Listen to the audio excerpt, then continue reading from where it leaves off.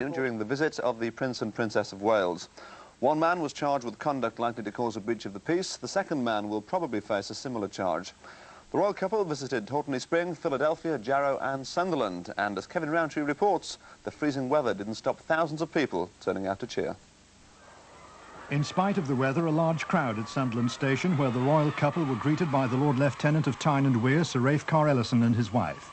Shortly afterwards, the Prince and Princess were arriving at Hortonley Spring, where the first stop was a bridal wear shop, opened by 20-year-old Karen Hunter with the aid of a grant from the Prince's Trust. When I set the business up, I was told I might have them come and visit, you know, but it was 99 to 1 chance. And I didn't realise it would come about. And with all the decorating to do and that, I've never had time to think about it until this week. So, I should imagine the Princess will find it very interesting. This is the sort of thing that ladies like to talk about, isn't it? Dresses and... Well, I hope so, you know. She's more on my wavelength than the Prince's. Yes, I don't suppose he'll be too bothered, will he? I don't think so. I think he'll just accompany her. Karen told the royal couple that business was booming, and she hadn't looked back ever since the shop first opened. Then it was on to the Philadelphia craft workshops, where the Prince spoke to several youngsters in business on their own, also with the aid of grants from the Prince's Trust.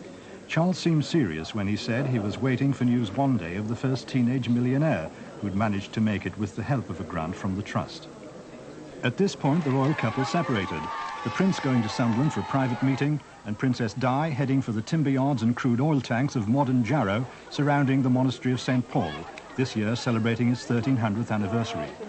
The Princess was led into the monastery by the vicar of Jarrow, the Reverend Martin Saunders, who looks too young to be a vicar, especially the vicar of an ancient place like this.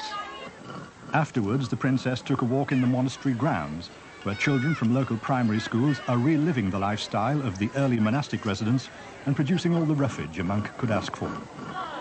At Sunderland Civic Centre, the couple were reunited for lunch. The welcoming lineup included the MP for Sunderland South, Gordon Bager, but the Prince and Princess didn't have the pleasure of meeting controversial left-winger Bob Clay, the MP for Sunderland North, who must have had a pressing engagement somewhere else.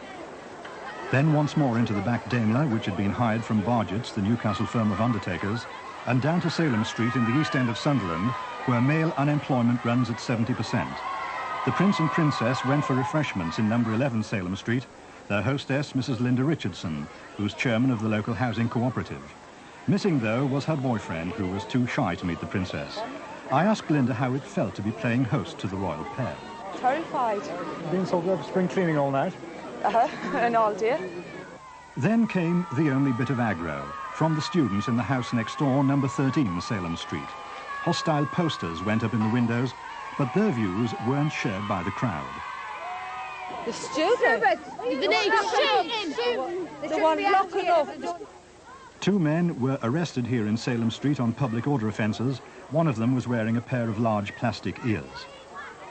Finally, Princess Diana flew out from Newcastle Airport late this afternoon, and with the recent Italian holiday now just a fading memory, Charles continues his visit tomorrow in Newcastle, the Venice of the North.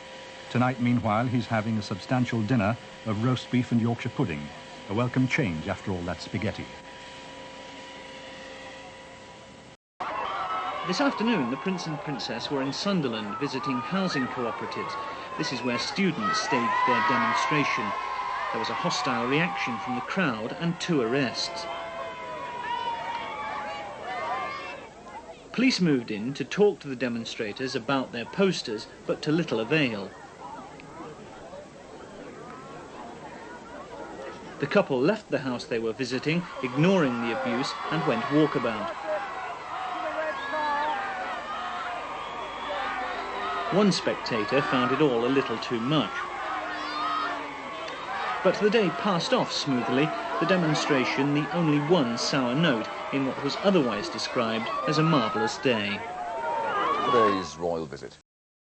It's totally free to subscribe to our channel, and we'll let you know when there's a new video to watch. The subscribe button is below the video, next to the like, share and comment icons. The link to our Facebook site is in the top comment right next to our link to explore the Sunderland Antiquarians website.